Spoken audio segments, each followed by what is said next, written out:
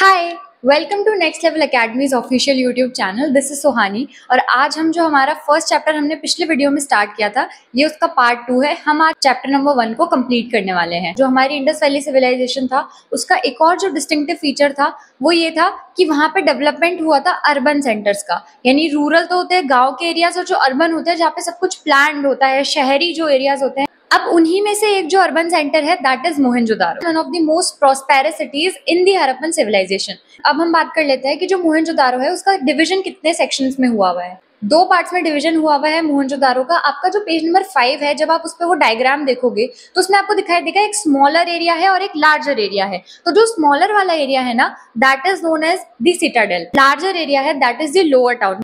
Citadel is higher and lower town is lower. ऐसा क्यों? Citadel में जो बिल्डिंग्स बनी हुई है ना, वो मड ब्रिक के प्लेटफॉर्म्स पे जाके बनी हुई है, यानी ईंट और मिट्टी से बनाए हुए जो प्लेटफॉर्म्स है उसके ऊपर बिल्डिंग्स हैं। और वहीं अगर हम लोअर टाउन की बात करते हैं तो लोअर टाउन में भी कुछ बिल्डिंग्स बनी हुई है फाउंडेशंस पर, बट उसमें इतनी ज्यादा बिल्डिंग्स नहीं है जो कि बहुत ज्यादा हाइट पर हो।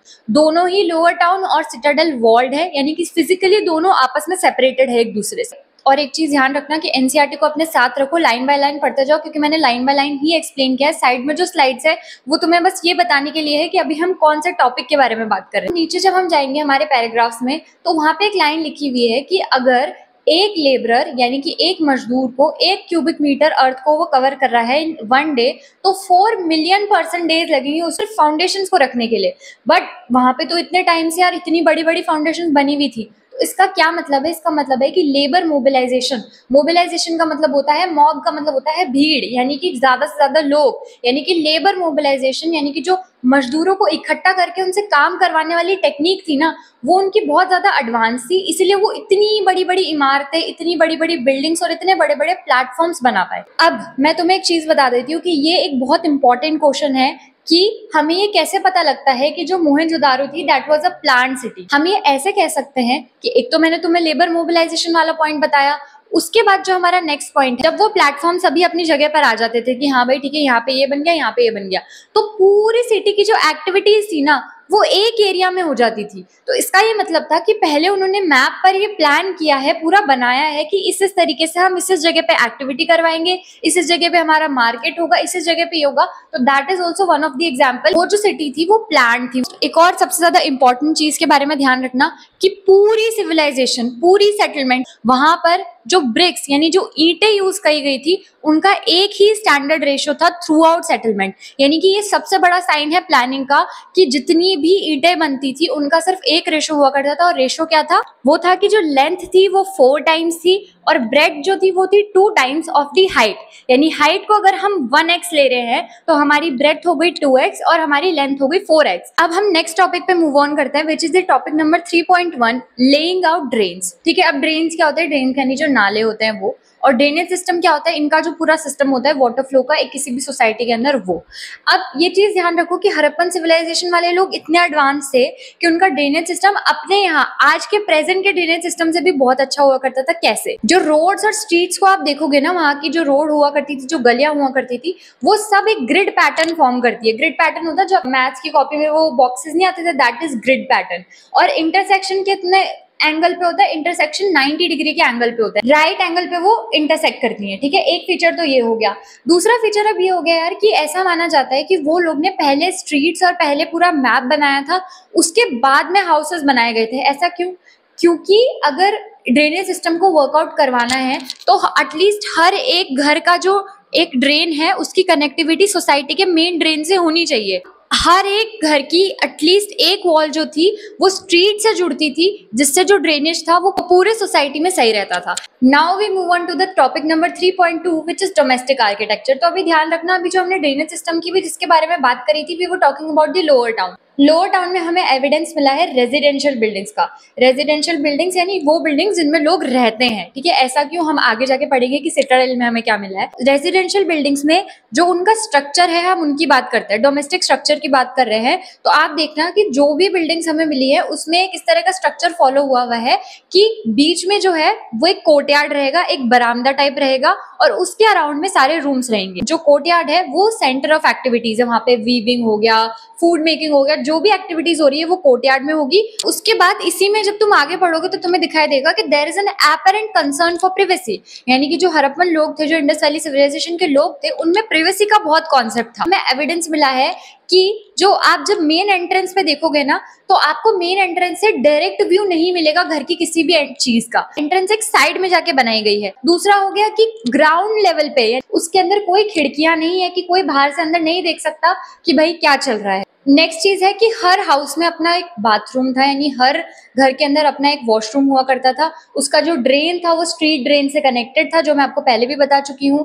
एक और चीज है कि हमें कुछ एविडेंस मिला है सेकंड स्टोरीज का, यानी कि स्टेयर केसेस का, जो कि जो रेजिडेंशियल बिल्डिंग्स है उसमें सेकंड स्टोरी दर्शाती है, यानी कि दूसरी मंजिल कई कई घरों में थी शायद। बहुत सारे घरों में वेल्स थे, कुएं थे, और उसमें सबसे अच्छी चीज एक ये है कि वहां जो भी कुएं थे ना वो एक ऐसी जगह पे थे, एक ऐसे रूम में थे जो कि पासर बाइज भी एक्सेस कर सकते थे।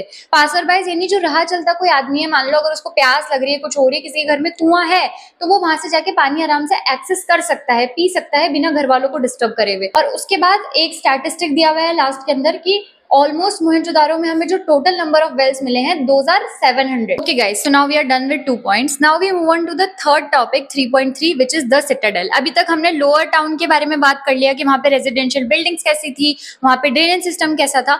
अब हम बात करते हैं सिटाडेल के बारे में। तो मैंने तुम्हें इनिशियली बताया था कि लोअर टाउन में सारी छोटी छोटी बिल्डिंग्स हुआ करती थी, वहां पर हमें रेजिडेंशियल बिल्डिंग्स मिली है, बट हमें सिटाडेल में ऐसा कुछ नहीं मिला। तो सिटाडेल में हमें मिला क्या है? सिटाडेल में हमें मिले हैं ऐसे बिल्डिंग्स जो कि स्पेशल पब्लिक पर्पसेस के लिए यूज किए जाते थे, यानी पब्लिक बिल्डिंग्स जिनमें बहुत सारे लोग आया करते थे, रेदर देन जस्ट एक फैमिली जो वहां पे रह रही है। तो हमें 2 मेन बिल्डिंग्स मिली है, one is the warehouse and second is the great bath. Warehouse was a very big structure जहां पे बेसिकली ग्रेन स्टोरेज के लिए, आप उसको ग्रेनरी भी बोल सकते हो, जो ग्रेन्स को स्टोर करने के लिए यूज किया जाता था। वेयर हाउस में एक और चीज है कि उसका जो स्ट्रक्चर था ना, हमें जितना मिला है that is the lower portion, यानी कि अगर ये एक स्क्वायर है और उसका हाफ अगर हम कर दें तो नीचे वाला जो पार्ट था that is made of BRICS, जो आज तक भी बना हुआ है, और उसके ऊपर जो वो पार्ट था that was of the wood, और वुड टाइम के साथ साथ डीके हो जाती है, तो हमें वो डिकेड पार्ट्स, हमें उसके एविडेंस मिले हैं बट हमें वो पूरा पार्ट नहीं मिला है। अब हम नेक्स्ट बात करेंगे ग्रेट बाथ की। तो अगर हम बात करें ग्रेट बाथ के स्ट्रक्चर की, तो ग्रेट बाथ में क्या था? एक बहुत लार्ज, एक बहुत बड़ा रेक्टेंगुलर टैंक था जो कि हमें एक कोर्टयार्ड में मिला है। उसके चारों साइड में कॉरिडोर थे, उसके साइड के अंदर 3 रूम्स थे, जिनमें से एक रूम में एक बहुत बड़ा वेल था, यानी कि एक बहुत बड़ा कुआं था, साथ ही में 8 बाथरूम्स भी थे उसी जगह पर। अब ये कुछ कुछ चीजें से याद कर लेना, क्यों? क्योंकि अगर आप ये स्ट्रक्चर अच्छे से याद करोगे तो आप ये बहुत इजीली प्रूव कर सकते हो कि हम ऐसा क्यों मानते हैं कि वो कोई स्पेशल पब्लिक बाथ पर्पसेस के लिए यूज किया जाता था। क्योंकि देखो, एक वहां पे वेल मिल गया, एक हमें एक टैंक मिल गया जिसमें पानी पानी है, एक हमें वहां पे 8 बाथरूम्स भी मिल गए साइड में। सो दैट मीन्स कि वो ऐसा माना जाता था कि कुछ फेस्टिवल्स पे, कुछ स्पेशल ओकेजन्स पे वो जो जगह थी, जो ग्रेट बाथ वाली जगह थी, that must have been used for any public bath purpose. तो हमारा नेक्स्ट टॉपिक है topic number 4, that is tracking social differences. Archaeologist कुछ स्ट्रैटेजीज यूज करते हैं सोशल और इकोनॉमिक डिफरेंसेस स्टडी करने के लिए किसी भी जगह पे। इस चैप्टर में हम जिन 2 स्ट्रैटेजीज के बारे में पढ़ेंगे वो है एक तो ब्यूरियल, और सेकेंडली जो हमें ऑब्जेक्ट्स मिले हैं उनको हमने क्लासिफाई किया। सबसे पहले हम ब्यूरियल्स के बारे में बात कर लेते हैं। तो इसका सबसे जो प्रोमिनेंट एग्जांपल है that is pyramids of Egypt. तुम सबने देखा होगा पिक्चर में कहीं ना कहीं वो ऐसे ट्राइंगल से पिरामिड्स होता है ना इजिप्ट के, वो जो थे वो कंटेम्प्रेरीज थे हड़प्पन सिविलाइजेशन के साथ ही, यानी कि जिस समय हड़प्पन सिविलाइजेशन, यानी कि इंडिया के जो पार्ट के अंदर, पाकिस्तान के पार्ट के अंदर जहाँ पे हड़प्पन सिविलाइजेशन हो रही थी, वहीं उसी समय इजिप्ट में वो पिरामिड्स और वो सब बनाए गए थे। तो अब जो इजिप्ट में जो हमें वो पिरामिड्स मिले हैं, उनमें जो हमें ब्यूरियल्स मिलते हैं ना, वो एक एग्जांपल है रॉयल ब्यूरियल्स का, कि इतनी ज्यादा, अगर आपने वो पिक्चर्स में भी देखा हो कि वो ममीज के साथ इतना सारा सोना निकल रहा है, ये सब हो रहा है। So that was an example of royal burial. But अगर हम बात करें हड़प्पन सिविलाइजेशन में, इंडस वैली सिविलाइजेशन के अंदर हमें किस तरह के ब्यूरियल्स मिलते हैं, तो जो हड़प्पन सिविलाइजेशन में जो ब्यूरियल्स मिले हैं हमें यहाँ पे, जहाँ पे लोगों को बरी किया जाता था, जब हमें वो वाली साइट्स को हमने स्टडी किया है तो हमें ये पता लगा है कि वहां पे जो जनरली जो डेड हुआ करते थे उनको पिट्स के अंदर, जो खड्डे होते हैं उनके अंदर वो बरी किया जाता था, ठीक है। और कई बार उसमें डिफरेंसेस हमें ये देखने को मिले हैं बस कि जो कई बार जो पिट्स बनाए जाते थे ना, उनकी जो कई हमें ऐसे पिट्स मिले जिसके अंदर जो हॉलोड आउट, जो खाली जो जगह होती थी, उसको हम ब्रिक से भर देते थे और कईयों में वो खाली रहता था। तो अब ये एक सोशल डिफरेंस इंडिकेटर है या नहीं है वो अभी तक हम श्योर नहीं है, बट हमें ये एक डिफरेंस देखने को मिला है। जो ब्यूरल्स हमें कई कई मिले ना, उनमें हमें कईयों पॉटरी और ऑर्नामेंट्स मिलते हैं जो कि काइंड ऑफ ये सजेस्ट कर सकते हैं कि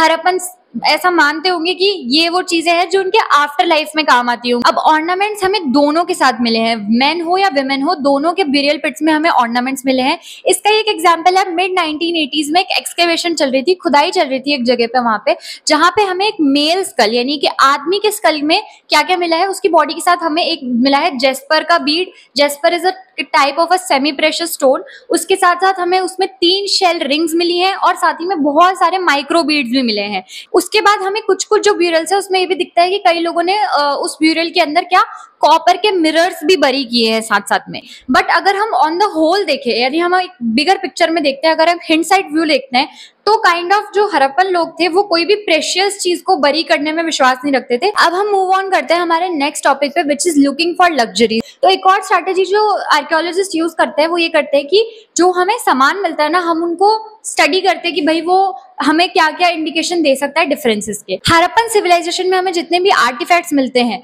उसको आर्कियोलॉजिस्ट ने 2 मेन कैटेगरीज में डिवाइड करा है, one is utilitarian and one is luxury. तो अब जो यूटिलिटेरियन चीज है उनको कैसे क्लासिफाई करते हैं, वो डेली यूज के ऑब्जेक्ट्स जो होते हैं, जो हमें थ्रू आउट द सेटलमेंट मिले हैं, those are classified as utilitarian. For example coins हो गए, कोअन्स क्या होते हैं, जो सिलबट्टे होते हैं वो, निडल्स हो गए, फ्लैश रबर यानी बॉडी स्क्रबर होता है वो। इस तरह की कुछ चीजें जो है जो बहुत ही कॉमन है और डेली यूज की चीजें होती है और जो नॉर्मल मटेरियल से बनाई गई है, चीप मटेरियल से बनाई गई है, those are considered utilitarian. Luxury वो वाली चीजें हैं जो कि एक्सपेंसिव यानी कि नॉन लोकल या फिर हार्ड टू मेक मटेरियल से बनती है। हार्ड टू मेक मटेरियल यानी कि ऐसा मटेरियल जिसको बनाने में बहुत मेहनत लगती हो। For example फायंस। फायंस एक तरह का ऐसा मटेरियल होता है जो कि सिलिका या फिर हो सकती है ग्राउंड सैंड, उसको गम के साथ मिक्स किया जाता है, उसको फायर किया जाता है, तब जाके फायंस बनता है। तो यानी कि जो छोटे छोटे फायंस के पॉट्स हो गए ना, वो कुछ ऐसी चीजें जिसको हम लग्जरी में डिवाइड कर सकते हैं। अब इसमें एक कॉम्प्लिकेशन ये आ जाता है यार कि कभी कभार हमें जो डेली यूज के आर्टिकल्स होते हैं, जो स्पिंडल वॉल्स होते हैं, वो हमें रेयर मटेरियल से बने हुए दिखते हैं। For example फायंस। यहाँ पे हम कंफ्यूज हो जाते हैं कि हम इसको लग्जरी में डिवाइड करें या हम इसको यूटिलिटेरियन में। लग्जरी गुड्स हैं या लग्जरी आर्टिफैक्ट्स है, वो हमें मोस्टली सिर्फ बड़ी जो हमारी साइट्स है जैसे कि मोहनजोदारो, हड़प्पा, इनमें मिलते हैं। छोटी साइट्स पे हमें ऐसी कोई भी प्रेशियस चीज नहीं मिलती है, यानी ऐसी कोई लग्जरियस चीज नहीं मिलती है। और एक और चीज है कि गोल्ड, जैसे कि आज भी हमारे लिए सोने के भाव इज लाइक समथिंग, कह रहे यार बहुत ही महंगा है, उसी तरीके से उस टाइम पे भी गोल्ड बहुत रेयर था। और हमें जितने भी गोल्ड मिले ना, वो होर्ड्स में मिले हैं कि एक साथ इकट्ठे करके रखे हुए ऐसे ही मिले, कभी भी हमें ऐसे पूरी साइट पे फैला हुआ गोल्ड कहीं नहीं मिला है। अब हम मूव ऑन करेंगे हमारे नेक्स्ट टॉपिक पे, that is finding out about craft production. अब तुम देख रहे हो कि हमने पहले ब्रिक्स की बात कर ली, घर ऐसे बनते थे, ब्रिक का ये रेशो होता था, वो तो होता।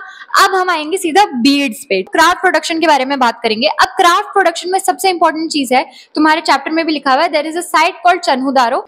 अब ये चीज है कि ये सेटलमेंट बहुत छोटी थी। अगर हम मोहनजोदारो के एरिया की बात करते हैं तो इट वाज अबाउट 125 हेक्टेयर्स, और ये चन्हुदारो जो साइट है this was only 7 hectare. But ये जो एक साइट थी this was completely devoted to craft production. अब हमें ये ध्यान रखना है कि कौन कौन से मटेरियल को यूज करके ये बीड्स बनाए जाते थे, तो बहुत ज्यादा वास्ट मटेरियल को यूज करके बनाए जाते थे। अगर हम स्टोन्स की बात करें, कार्नेलियन, जेस्पर, क्वार्ट्ज, क्रिस्टल और स्टीयरटाइट, गोल्ड, कॉपर और ब्रॉन्ज, और शेल्स हो गए, फायंस हो गया, टेराकोटा हो गया, और जो बर्न्ड क्ले होती है उसका भी यूज किया जाता था बीड्स बनाने के लिए। अब कुछ बीड्स बनाए जाते थे कि 1 या 2 स्टोन को हमने अटैच कर दिया तो उससे एक बीड बन गया, या फिर कुछ में हम गोल्ड कैप्स का यूज किया करते थे।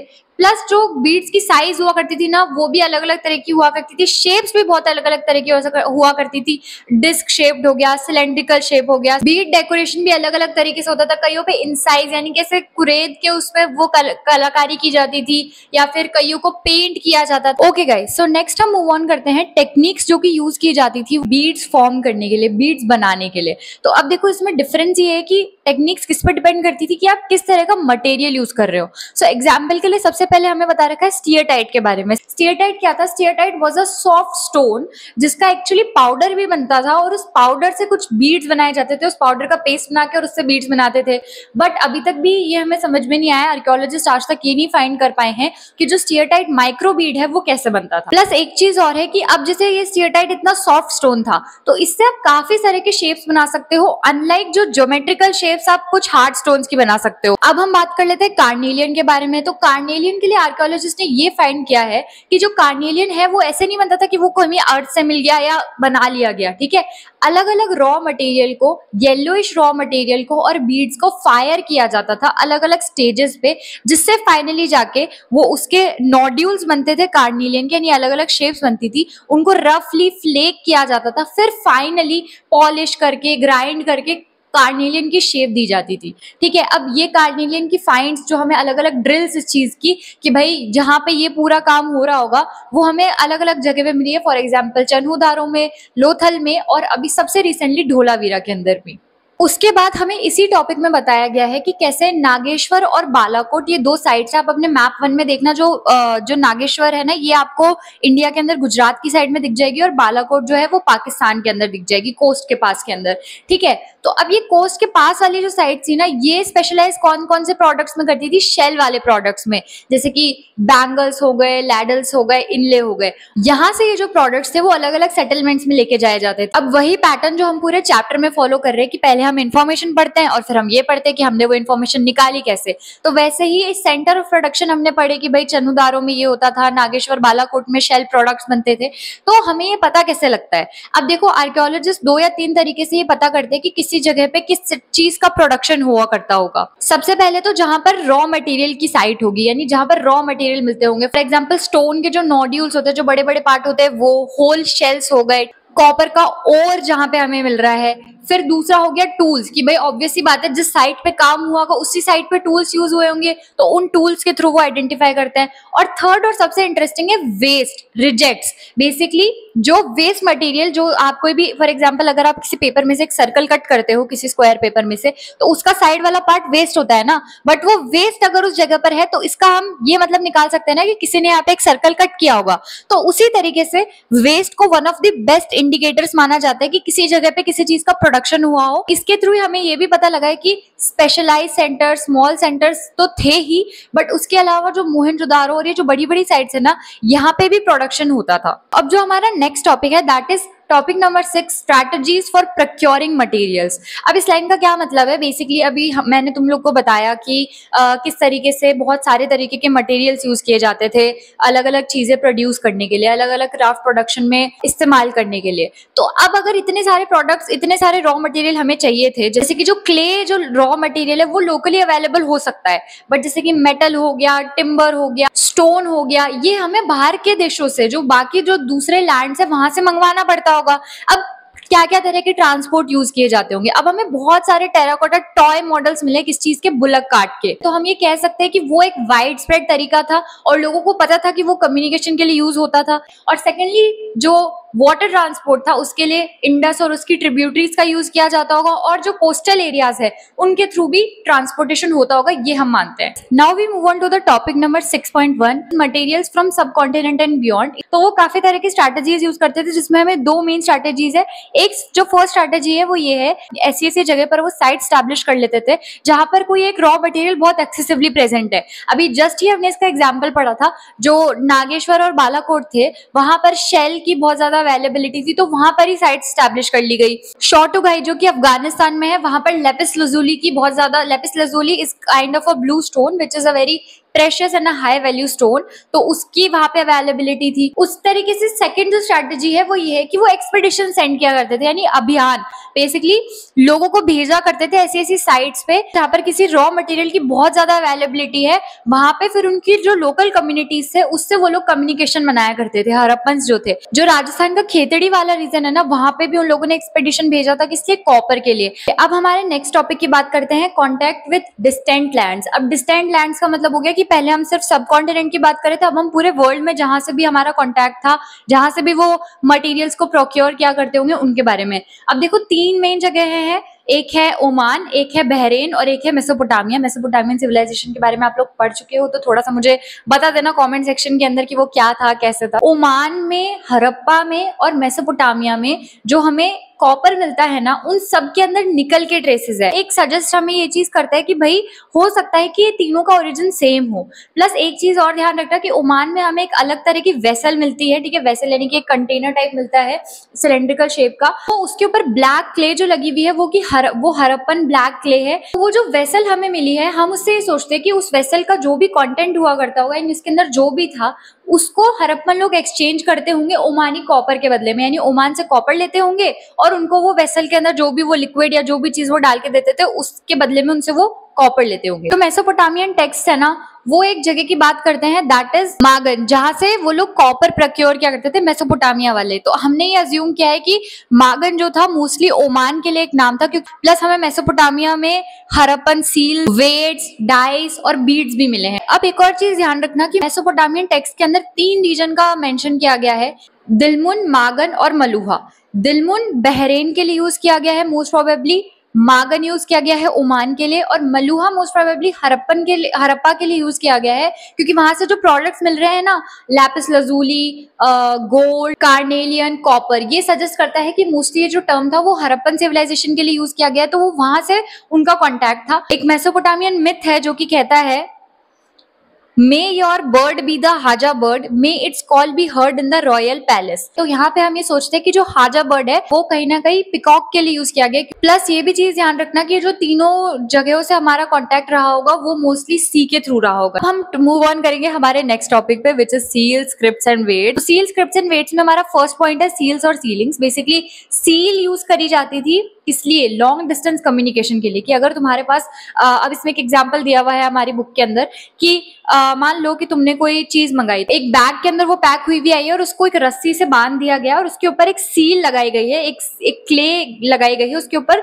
2 सील के ठप्पे लगाए गए हैं, ठीक है, 2 सील्स लगाई गई है। अब तुम्हें ये चीज, इसके बेनिफिट्स क्या क्या है, देखो 2 बेनिफिट्स बता रखे हैं इसमें, कि एक तो ये है कि अगर वो सील टूटी हुई आई है तुम्हारे पास, यानी कि वो सील टूट गई है क्योंकि वो क्ले से बनी है, अगर उसको कोई ज्यादा छेड़खानी करेगा, कुछ करेगा तो वो टूट जाएगी, ठीक है। अगर वो तुम्हारे साथ टूटी हुई आई है यानी तुम्हारा जो पैकेज था उसके साथ किसी ने छेड़खानी करी है। और सेकेंडली जो सील्स होती थी उसपे सेंडर की आइडेंटिटी भी लिखी होती थी कि भाई आखिर भेजा किसने, उन सील के अंदर ये हमें पता लग जाता था। अब हम बात कर लेते हैं हमारे नेक्स्ट टॉपिक के बारे में, which is the topic number 7.2 and enigmatic script. अगर अपन हड़प्पन सील्स की बात करते हैं ना, तो उनपे जो हमें स्क्रिप्ट लिखी हुई मिली है वो क्या है, आज तक अनडेसिफर्ड है। मैंने तुम्हें शुरू में भी बताया था कि हमें नहीं पता कि उस साइन में मतलब उन साइंस का मतलब क्या है, हम उनको आज तक डेसिफर नहीं कर पाए कि वो क्या कहना चाह रही है। बट मोस्टली क्या होता था, एक लाइन लिखी हुई होती थी जिसमें टाइटल होगा मोस्टली और ओनर का नाम होगा कि भाई किसने ये भेजा है। स्कॉलर्स ने एक और चीज बोली है कि जो मोटिफ, जो एक एनिमल का वो लोग पिक्चर बना के भेजते थे ना, ये मोस्टली उन लोगों के लिए यूज किया जाता होगा जो कि लिख पढ़ नहीं पाते होंगे, those people who were not literate and could not read the Harappan script, उनके लिए भी कुछ मीनिंग कन्वे करता होगा ये मोटिफ। ये चीज ध्यान रखना कि जो इंस्क्रिप्शंस होते थे वो सब बहुत शॉर्ट थे। जो सबसे बड़ा हमें आज तक मिला है inscription, that is of 26 letters. अब एक और चीज ध्यान रखना कि ऑल्दो हमें आज तक नहीं समझ में आया कि वो स्क्रिप्ट का क्या मतलब है, वो साइन क्या कन्वे कर रहा है, बट हम इतना कह सकते हैं कि वो अल्फाबेटिकल स्क्रिप्ट नहीं थी, क्योंकि उसमें बहुत सारे साइंस है। आज तक हमें जितने भी मिले ना, उसके अंदर भी हमें कह सकते हैं कि 375 से लेके 400 साइंस हमें ऑलरेडी मिल चुके हैं। तो दैट मीन्स कोई अल्फाबेटिकल स्क्रिप्ट नहीं थी कि भाई एक लेटर का कुछ एक मतलब होता है। It was a very vast script. Harappan script के बारे में जो एक और इंपॉर्टेंट चीज है वो ये है कि हम जैसे स्टार्ट करते हैं from writing from left to right, वैसे ही वो लोग राइट टू लेफ्ट लिखते थे। ये हमें कैसे पता चला है कि जैसे होता है ना कभी कभार कि आपको लाइन में कोई चीज लिख रहे होते हो और आपको एक ही लाइन में वो चीज लिखनी होती है, तो आप शुरू करते हो लास्ट के जो शब्द होते हैं उनको थोड़ा छोटे छोटे लिख देते हो, इनको थोड़ा से बहुत ज्यादा स्ट्रैंगल कर देते हो, नैरो कर देते हो, तो हमें वो चीज उनके लेफ्ट साइड में दिखती है। एक और चीज ध्यान रखना कि जो वैरायटी ऑफ चीजें हमें मिली हैं जिसके ऊपर ये स्क्रिप्ट लिखी गई है, चाहे से वो सील्स हुए, चाहे से वो ज्वेलरी हुई, चाहे से वो कॉपर टूल्स हुए, जार्स हुए, टेराकोटा क्ले हुई, इन सब के ऊपर लिखा जाता था। बहुत सारी चीजें पेरिश हो गई हैं जो कि खत्म हो चुकी होंगी, चाहे वो खाने की चीज हो, चाहे वो कोई और चीज हो, उनके ऊपर भी स्क्रिप्ट लिखी गई होगी, वो हमें पता नहीं है क्योंकि वो खत्म हो चुका है, वो चीजें गल गई है, वो जमीन में मिल गई है, उनके बारे में हम नहीं जानते। बट क्या हम इससे ये डिराइव कर सकते हैं कि लिटरेसी बहुत ज्यादा वाइड स्प्रेड थी, क्योंकि तुम सोचो कि एक नॉर्मल हाउस होल्ड चीज से लेकर एक बहुत ही इंपॉर्टेंट चीज पर भी अगर स्क्रिप्ट लिखी जा रही है तो ये कहीं ना कहीं एक साइन हो सकता है कि लिटरेसी वाइड स्प्रेड थी। अब ये क्वेश्चन है, इसका आज तक आंसर हमें अभी तक कंफर्मेशन नहीं। अब जो नेक्स्ट टॉपिक है हमारा दैट इज वेट्स। तो वेट्स के लिए वो लोग बेसिकली एक स्टोन यूज किया करते थे, जितने भी एक्सचेंज होते थे ना उसके लिए वेट सिस्टम यूज किया जाता था। और वो वेट सिस्टम किसके थ्रू यूज किया जाता था? It was by a stone called chert. उस स्टोन का नाम था चर्ट और वो एक क्यूब के शेप का होता था। इसकी जो लोअर डिनोमिनेशन थी वो बाइनरी सिस्टम को फॉलो करती थी और जो हायर डिनोमिनेशन थी it followed the decimal system. अब हमारे पास हम मूव ऑन करेंगे नेक्स्ट टॉपिक पे दैट इज एंशिएंट अथॉरिटी। अब देखो एक चीज तुम्हें अभी तक समझ में आ गई होगी कि कहीं ना कहीं कोई एक सिस्टम था हड़प्पन सिविलाइजेशन में जो कि डिसीजन बना रहा था। एक इसका सबसे बड़ा जो तुम एग्जांपल ले सकते हो वो ये कि ऐसा तो नहीं होगा कि इतनी बड़ी हड़प्पन सिविलाइजेशन थी उसका केवल एक जगह पर ही सेंटर होगा जहां पे ब्रिक्स प्रोड्यूस हो रही होंगी। ब्रिक्स बहुत सारी जगह पे प्रोड्यूस हो रही थी लेकिन सबका रेशो एक ही स्टैंडर्ड रेशो था। उसके साथ साथ हमने देखा कि लेबर मोबिलाइजेशन बहुत बड़े लार्ज स्केल पे हुआ करता था। उसके साथ साथ हमने देखा कि सेटलमेंट्स बहुत प्लान थी। तो दैट मीन्स कोई तो ऐसी अथॉरिटी होगी ना जो ये डिसीजंस ले रही होगी और जो सब लोग फॉलो कर रहे हैं, तो किसी के अंडर में ही कोई कर रहा होगा ना। तो now we move on to the topic number 8.1 palaces and kings. अब देखो मैंने तुम्हें इतने सारे सवाल बताए कि कोई तो होगा जो ऑर्गेनाइज करता होगा, कुछ करता होगा, है ना, या कोई तो राजा होगा या कोई तो सिस्टम होगा। अगर हम डिपिक्शंस की बात करें, अगर हम ये बात करें कि कौन था पावर में, क्या कौन था कंट्रोल करता था, क्या सिस्टम वो लोग फॉलो करते थे, इसके हमें कोई इमीडिएट आंसर नहीं मिले, बट हमने कुछ कुछ चीजें समझने की कोशिश करी है अभी तक जो हमें फाइंड्स मिले उससे। फॉर एग्जाम्पल एक बहुत मैसिव बिल्डिंग मिली हमें मोहनजोदारो में, जिसको हमने सोचा कि ये कोई पैलेस था, ये कोई महल था, लेकिन फिर उसमें हमें ऐसा कुछ स्पेक्टेक्युलर नहीं मिला। राजा महाराजाओं का जब हम महलों की बात करते तो हम यही कहते हैं ना कि अरे यार महलों में तो हर चीज सोने की होती है, वहां पे तो बर्तन भी ऐसा होता है, वो भी वैसा होता है, तो वैसा कुछ हमें उसमें एसोसिएटेड नहीं मिला, मतलब उससे रिलेटेड हमें ऐसी कोई चीज नहीं मिली। सेकेंडली एक स्टैचू मिला है जिसको आज तक आर्कियोलॉजिस्ट प्रीस्ट किंग का नाम देते हैं। अगर तुम्हें मेसोपोटामिया के बारे में याद हो तो उसमें ये सेम चीज पाई गई थी, तो आर्कियोलॉजिस्ट ने बस पैरेलल ड्रॉ कर दिया कि अच्छा यार ठीक है इसमें ये होगा तो इसमें भी ये हुआ होगा। हमें आज तक भी कोई क्लैरिटी नहीं है जो रिचुअल प्रैक्टिसेस थी उनके बारे में, या कौन रिचुअल्स को परफॉर्म करता था, या क्या पावर सिस्टम था। अब इसके ऊपर आर्कियोलॉजिस्ट के बहुत डिफरेंट व्यूज है। कुछ ऐसा कहते हैं कि हड़प्पन सिटी में कोई रूलर ही नहीं था, पूरी जो सिविलाइजेशन है उसमें सब कोई इक्वल स्टेटस एंजॉय करते थे। कई लोग बोलते हैं कि सिर्फ ऐसा नहीं था कि एक रूलर था, कई सारे रूलर्स थे, कि मोहनजोदारो के लिए अलग था, हड़प्पा के लिए अलग था, अलग अलग जगह के लिए अलग अलग रूलर्स थे। कई कहते हैं कि सिर्फ एक रूलर था और उसके अंडर में पूरा स्टेट आता था। तो अब हमने फाइनली अभी तक ये डराइव करा है कि मोस्टली वो लोग किसी ना किसी तरह का डेमोक्रेटिक सिस्टम फॉलो करते थे, जो कि is a very very big thing, क्योंकि हमने हमारी क्लासेस में पढ़ा है कि कैसे फ्रांस में पहले डेमोक्रेसी आई, फिर इंडिया में आते आते कितना टाइम लगा और कितनी मुश्किल से आज की कंट्रीज में वो डेमोक्रेसी है। तो सोचो कि उस टाइम पे उन लोगों के पास एक डेमोक्रेटिक सिस्टम था। ओके गाइस, तो अब हम आ रहे हैं हमारे काइंड ऑफ हमने स्टार्ट किया था कि कैसे स्टार्ट हुई थी, ओरिजिन से लेकर हमने जो हमारा फर्स्ट जो पॉइंट था दैट वाज द ओरिजिन। अब हम आ गए हैं 9th पॉइंट पे that is end of the civilisation. 1800 BC आते आते जो most of the mature Harappan sites हैं जैसे कि चोलिस्तान और ये सब, वहां पे हमें एविडेंस मिलता है कि ये अबैंडन कर दी गई थी, वहां से लोग चले गए थे।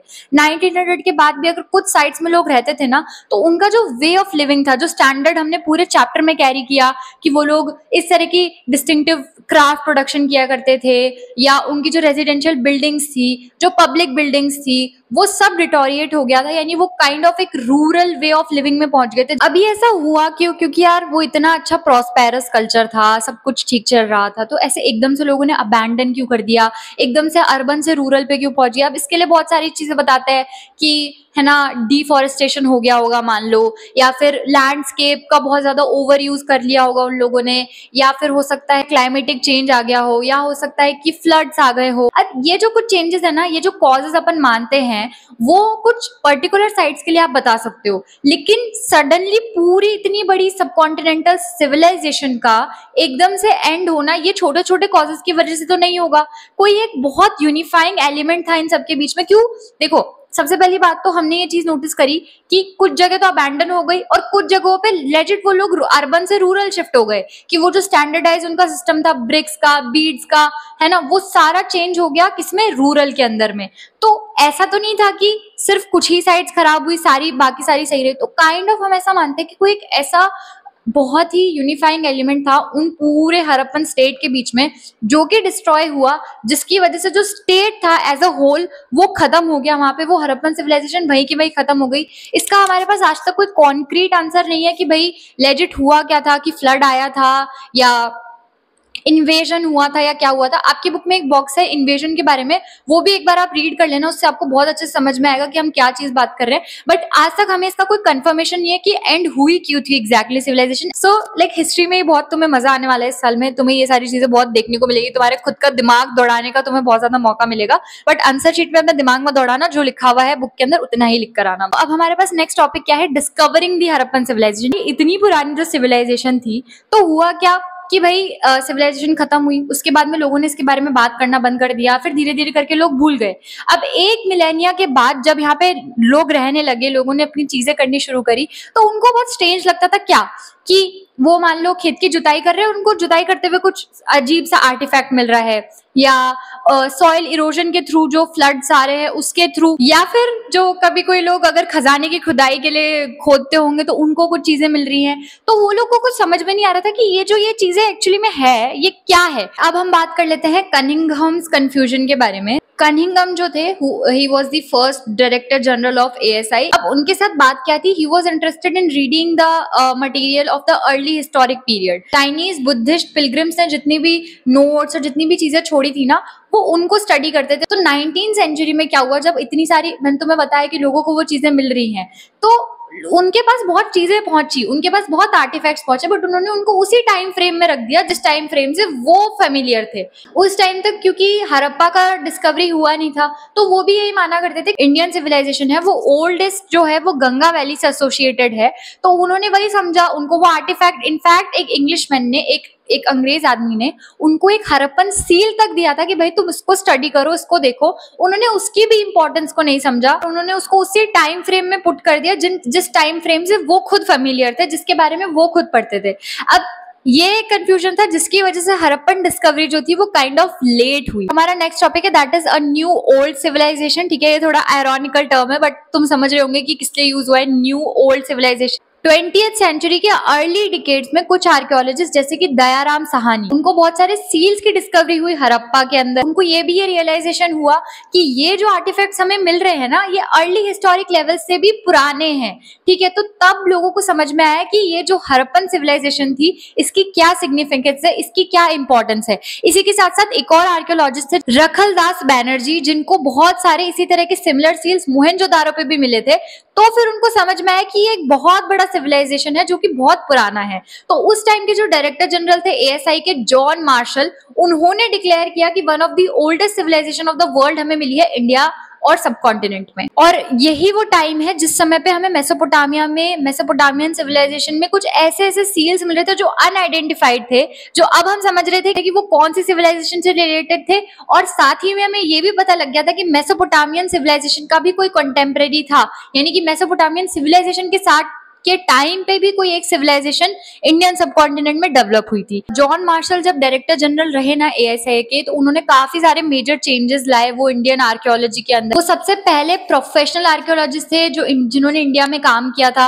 वो ग्रीस और क्रेट में ऑलरेडी काम कर चुके थे, तो उसका एक्सपीरियंस भी वो उसमें ला रहे थे। कनिंघम के तरह ही स्पेक्टेकुलर फाइंड्स को बहुत ज्यादा वैल्यू देते थे, बट उसके साथ साथ वो ये भी जानना चाहते थे कि डेली लाइफ में लोगों के क्या पैटर्न्स रहे होंगे। तो वो ही वॉज फॉर बोथ, कि उनको रिच और पुअर दोनों के बारे में जानने में इंटरेस्ट था। बट एक चीज जो थी कि वो एक छोटा सा साइंस है कि देखो, जितनी कोई चीज पुरानी होती है, अगर वो जमीन में होती है तो वो उतनी ही नीचे धंसती जाती है।